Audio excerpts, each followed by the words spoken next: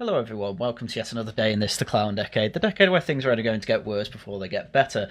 And this is a story that's so ridiculous, I don't even really need to give any sort of introduction, let's just read the articles. Starmer to rent homes for channel migrants, appeal to landlords for more properties to house rising number of crossings in small boats. Yes, so the alternative to putting up migrants into hotels is instead just to effectively bribe landlords to house these migrants themselves, and I have no doubt in my mind that these migrants will also be getting my money yet again so they can live. In hotels, at least they got food provided to them. When they're living on their own, obviously they'll have to provide it themselves, they can't get jobs, and so the leftists will say, oh, how are they supposed to eat?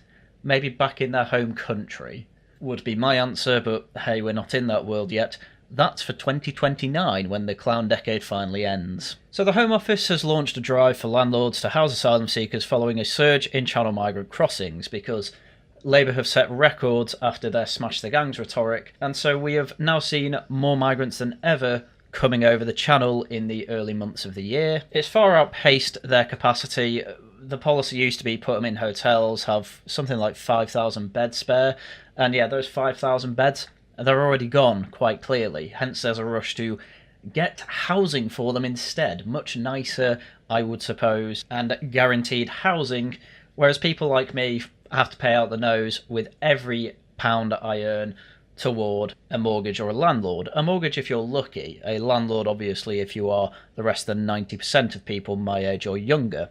Serco, one of 3 private contractors working for the Home Office, is offering landlords 5 years guaranteed full rent deals to house asylum seekers at the taxpayer's expense. Well, this is just incredibly lucrative for a landlord, isn't it?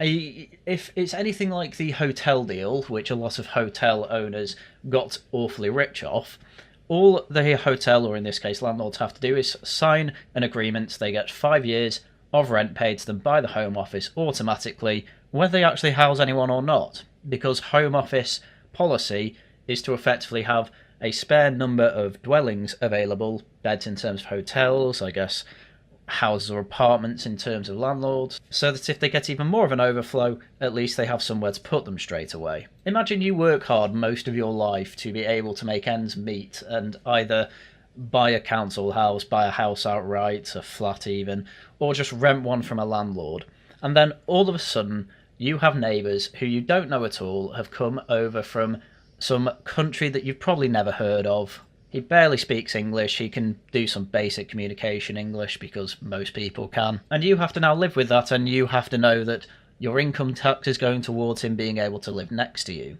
You want to hear a worse version of this story? Imagine if you're renting off a landlord and all of a sudden the landlord says, right, I'm terminating our rental agreement. At the end of this tenancy, you have to get out. Oh, why? What's the reason? Was I bad or something? No, I'm just guaranteed to get paid more by the government for 5 years.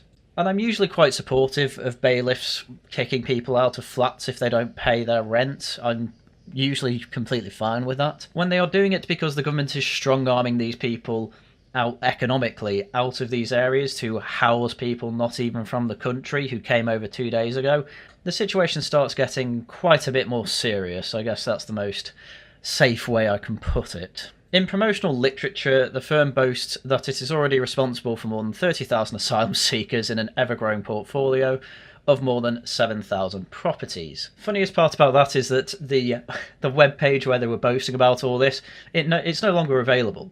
There was such a backlash to this, they literally had to take down this page where they were effectively boasting that they were pricing British people out of their own ability to rent homes. Again, if this doesn't prove that more people in the country is causing, at least in part, the housing crisis, I don't know what will.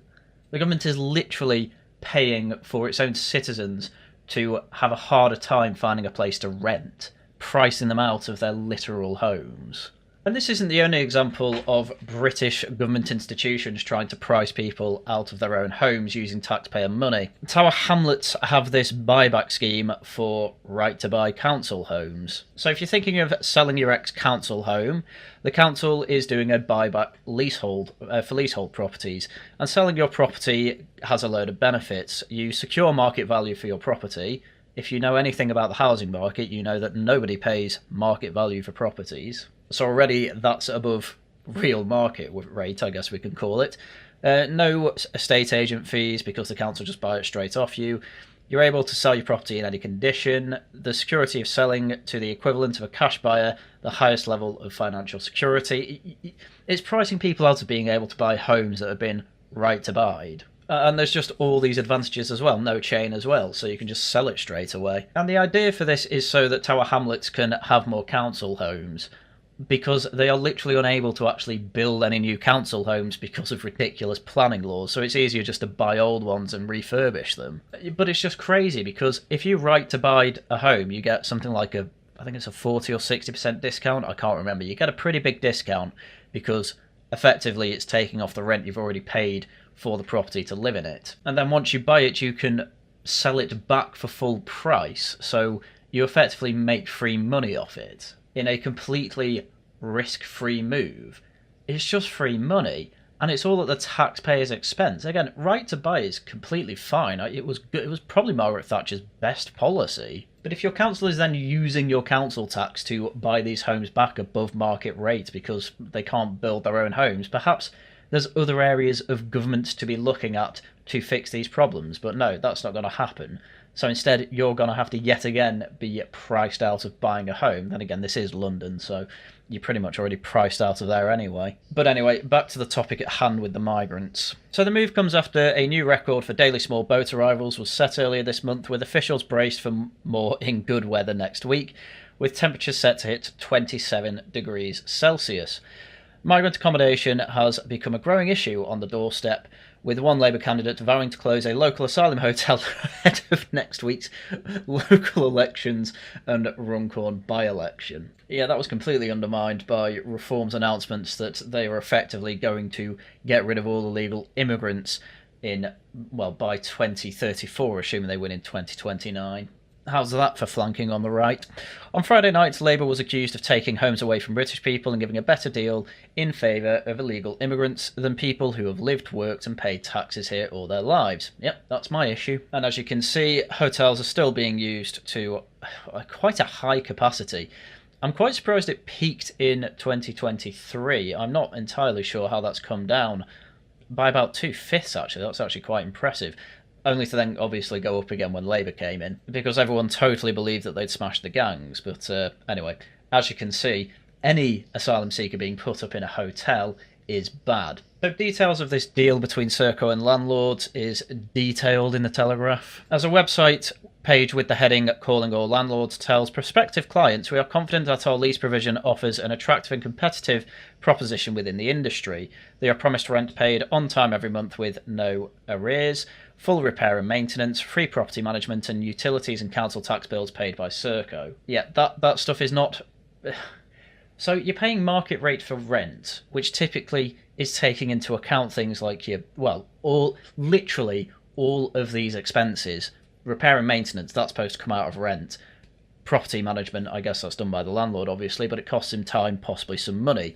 Utilities and council tax bills, so sometimes utilities are within the rent, sometimes they're separate from it and paid directly by the tenant.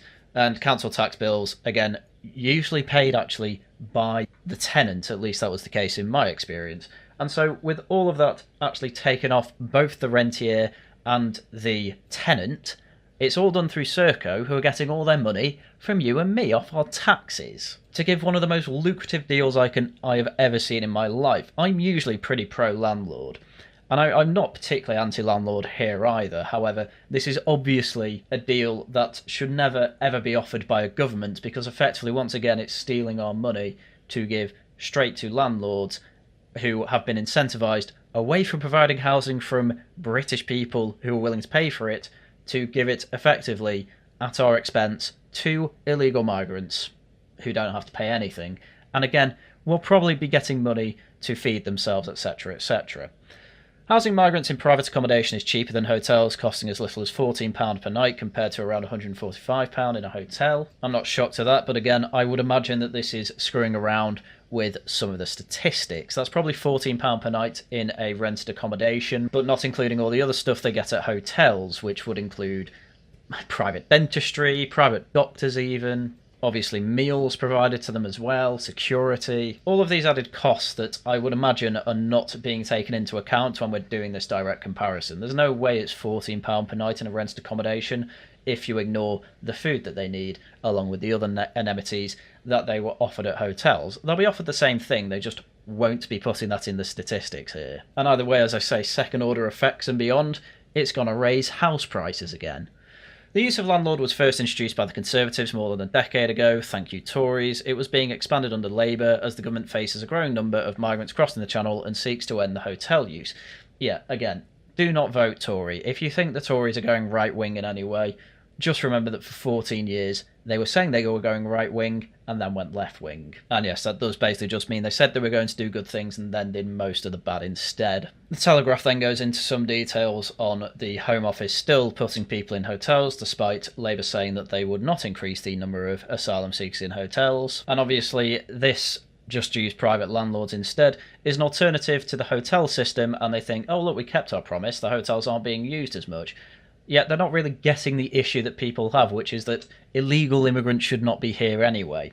That's what Reform gets, that's why Reform are promising to get rid of them. In fact, I may as well show you some of these statistics, because they get worse the more I go into this article. So here obviously we have a graph comparing 2025 to the other years of boat crossings. As you can see, 2025 was it was being a good year.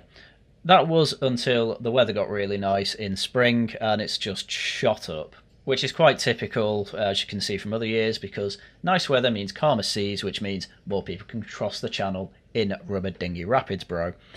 Home Office figures shows that contractors are now responsible for housing 65,700 asylum seekers, a 10-year high, double the 31,000 in dispersal accommodation in 2014. Why were there even 31,000 then? Again, not getting rid of these people early meant that more came over because they knew nothing would happen to them. In fact, they knew they'd be treated better than they would anywhere else. The landlord drive is targeted at HMOs, or houses of multiple occupancy, I think that is, so places that can hold, 6 people, student accommodation type places. It's also looking at family properties, former care homes, residential and student accommodation. We have a social care crisis and they're looking at former care homes, my god. It is estimated that there are at least 16,000 dispersal accommodation properties run by the 3 contractors, also including Mears and Clear Springs.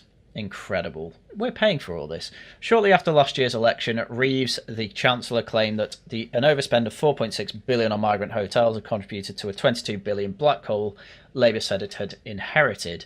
Incredible. It's just incredible because they've ended up spending way more than that. It turned out most of that black hole, not most of it actually, at least 40% of it was actually a direct result of Labour policy. And thankfully they don't bring it up anymore because they can't really keep saying that when it turns out that borrowing was so much percent higher. I think it ended up being about £40 billion higher than they were expecting. And it's just completely decimated their overhead. Like, there's nothing. We can only borrow now. And they can only raise tax at the next autumn budget. And they're absolutely going to raise taxes. So I hope you like paying for all this because they're going to make sure you pay more for it. Is it any wonder that Reform's surging at the moment? Not only do they want to actually sort this particular issue out with the asylum seekers coming over, but they also want to actually help the economy to get the private sector running again and give people the opportunities that we're all told about from the 80s. My dad loves telling me how he just got his first job that he applied for and then got on the dole for the 2 weeks that he was waiting for the job to start. Very rare that happens these days. It's years of university, years of training that you don't usually get paid for, and then when you do get a job, you literally may as well have just gone to a doctor, say you had ADHD or something, and just taken money off the government all that time. It's less effort for about the same amount of money. How do I know?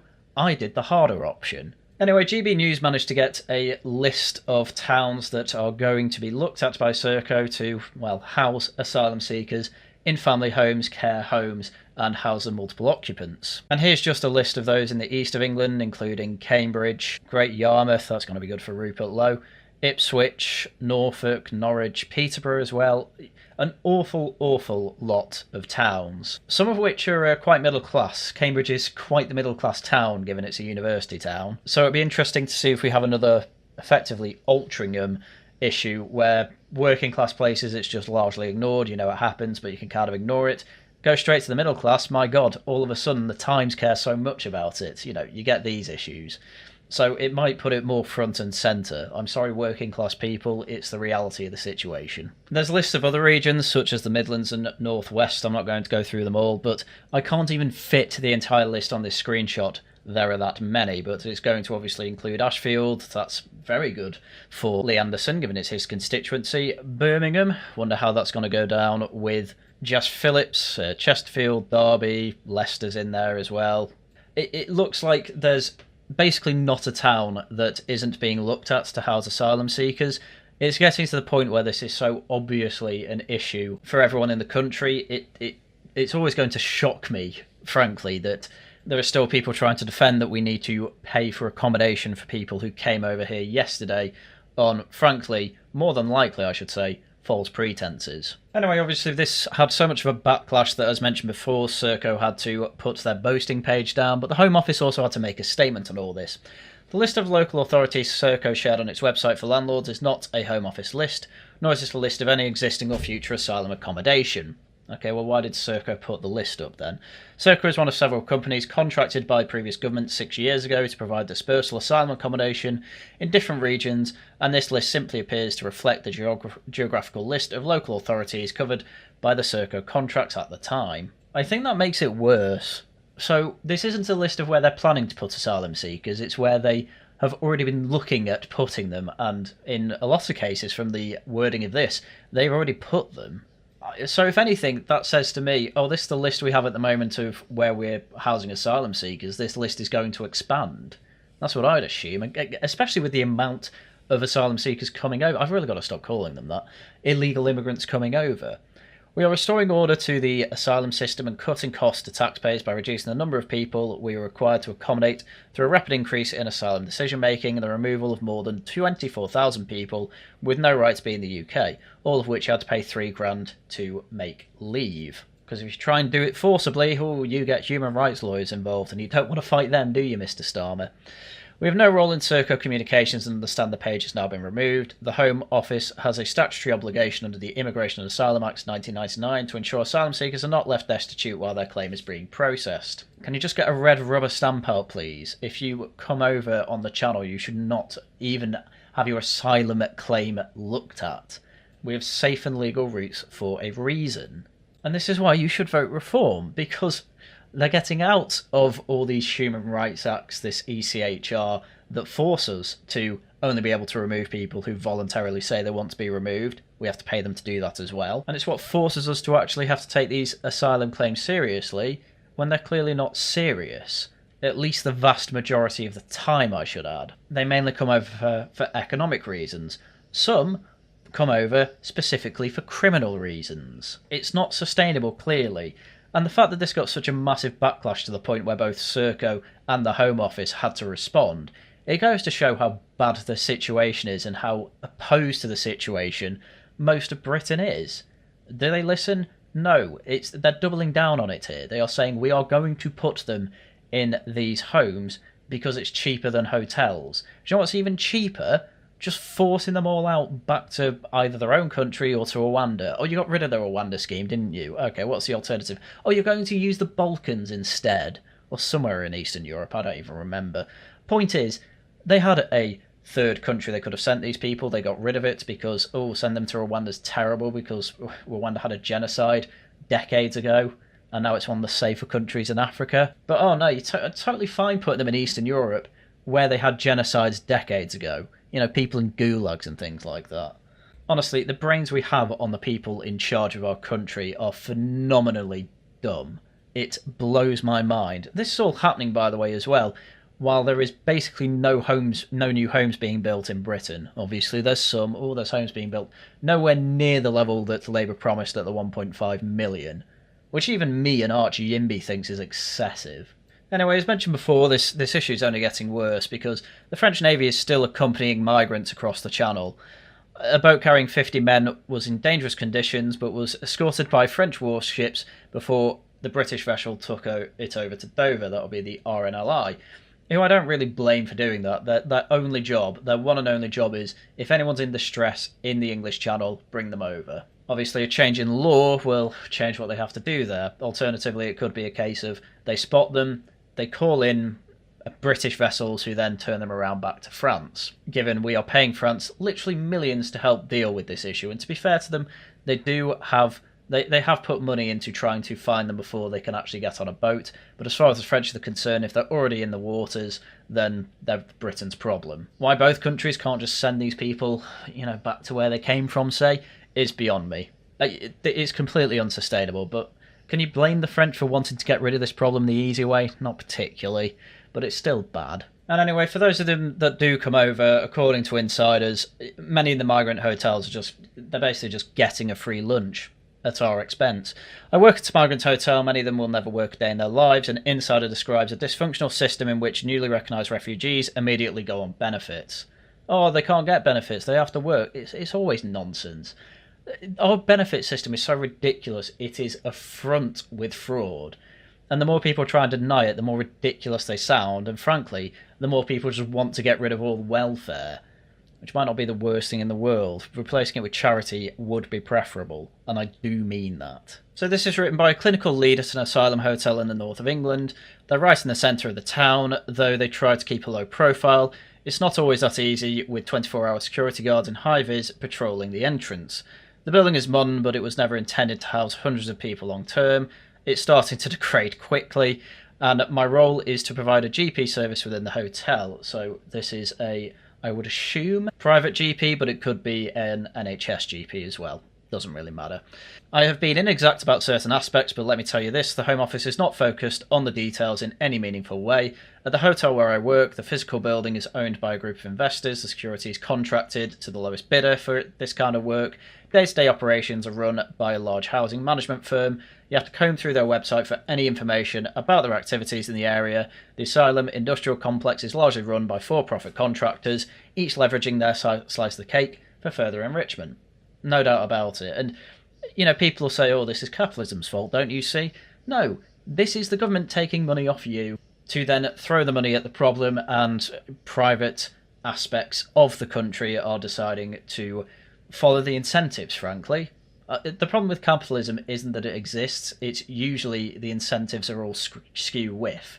And those incentives are largely directed by, yeah, you guessed it, the government. This whistleblower goes on to say, I don't see an energised response to our recent change of government. There seems to be no plan.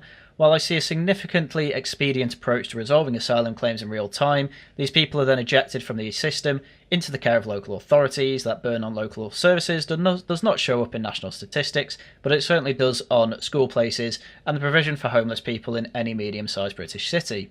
My local authority contacts see no new money or initiatives to cope with the increased demand, and our only multiple occupancy homeless shelter is entirely full with asylum seekers granted the right to remain. Among our share of residents, it's an uncomfortable fact that a large number of people will never work a day in their lives, but I'm optimistic that in time their children will. Do you see that as a good thing? Oh, it's okay, we have to pay for all these people to live in homeless shelters and things like that. That has to come out of our money. But don't worry, the children will pay off the debt, I'm sure. I'm sure that's definitely going to happen. This whole article's probably worth a read in your own time, but I don't want to go through all the details of this. It's all stuff I've covered before, but it is good to see paragraphs like this. People are not always who they say they are. Most arrivals are undocumented, having disposed of their papers along the way. We know that, and this anonymous GP is letting us know that indeed that is the case. The Home Office assigns them a name and a date of birth based on whatever they declare. People do this to reinvent themselves. They may have tried and failed previously under their original name, or they may be wanted overseas, or they may not actually be under 18 years old. It doesn't say that for some reason, but that is also another reason I want to tack on there. There is no way to verify this. They are given a new identity and they become who they are in the UK. Some have already been granted the right to remain in other European countries and then left to try their luck here, where they have stronger family networks. Why do they have stronger family networks, I wonder? Not only that, but they also appear to get more free stuff. I've met families who have been on the road for years. I once met an Eritrean man who had left his home country and travelled overland via North African route.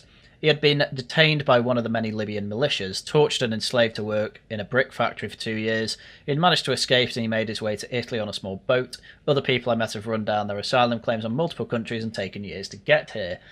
How do you know that what he said's true, by the way, there? I get he says that's what he said, but is there an inkling that he was lying? Do you believe him, I wonder? Because I'm just going to be straight with you, I don't particularly believe that story.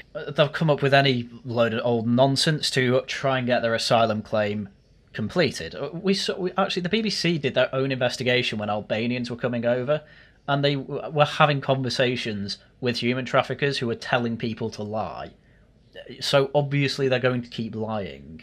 And these anecdotes get worse, by the way. Some of what I've witnessed has been surreal. People boiling chickens in the kettle, fights breaking out over who gets to sit on the sofas in the lobby, men carefully folding and hiding Deliveroo bags on their way in, given they're not supposed to work. I've been handed falsified medical documents, complete with strange instructions for how I might help validate them to support their asylum claim. I've seen residents buy bicycles on Facebook Marketplace only to have them stolen the same day. Some arrive on motorcycles or in cars, which are then hidden around the corner and eventually towed for being untaxed and uninsured. I once tried to explain car insurance to a resident, but he just couldn't grasp the concept. And these people are going to get their asylum claim passed. They're going to stay here. And how are they going to integrate if they can't even understand the basics of insurance? If a resident brings me a delicious meal that is unsolicited, I know a request for some kind of a favour is likely to follow. Sometimes it's to make me bend the rules for access to fertility treatment or futile letter to the Home Office to consider the claim more favourably because of everyday medical conditions. I sympathise, I don't think you should, but this is work for an asylum solicitor and they are overestimating my actual clout. They might receive an expedient interview and a favourable decision if they have a terminal illness and a short time to live, but that's about as far as it goes. Yeah, well, they're still going to try, aren't they? Again, we have so many pull factors here. You're going to get free housing, you're going to get free accommodation, free meals, free healthcare. Of course they come here, why wouldn't they? It's been a total disaster and mess, and what's everyone's answer to all this? Oh, why don't we just get digital IDs? Here's a better idea. Why don't we take the time to find all these people and actually get rid of them? Oh, if they don't have a digital ID, we can get rid of them. I don't believe you're going to do that. I just believe you're going to give them a digital ID instead. It's not going to help.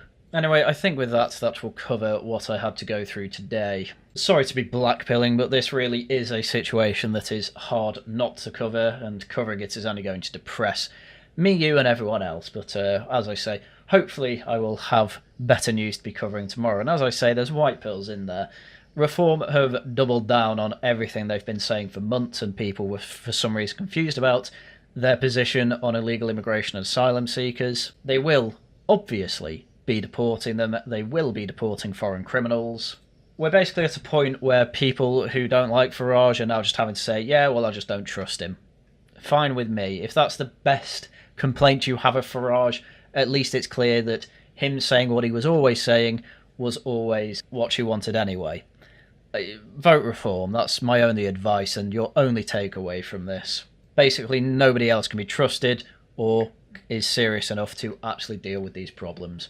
Right, with that, everything I had for you for today, as I say, so please do join us for a stream tomorrow. Tosh Talks, we'll be talking about whether the fracturing of the right is a good or a bad thing. On Saturday, it will be Laughing at the Guardian, so do come along to that as well. Videos out as and when I can make them. If you want to help out the channel, do subscribe, leave a like, leave a comment. Oh, that's the other thing, actually, sorry. I'm probably going to be starting gaming streams again. I'm going to be playing Subnautica, and I think I'm free Thursday, so Thursday's probably going to be the day I start that, and that will be a weekly stream from then on. Because getting in the habit of having a chill stream on Thursday is probably for the best. Especially for those of you that are members and can largely only interact in my comments that I do largely try to reply to. Anyway, as I said, Laughing at the Guardian also Saturday. Tosh Talks tomorrow on the Worcester Club. Do subscribe, like, leave a comment. If you want to help a little further, you can become a member, as I just mentioned, or you can give me a super chat or super thanks on any video or stream that I do. Right, with that, that's everything I had for you for today. So once again, thank you very much for watching, and until next time, goodbye.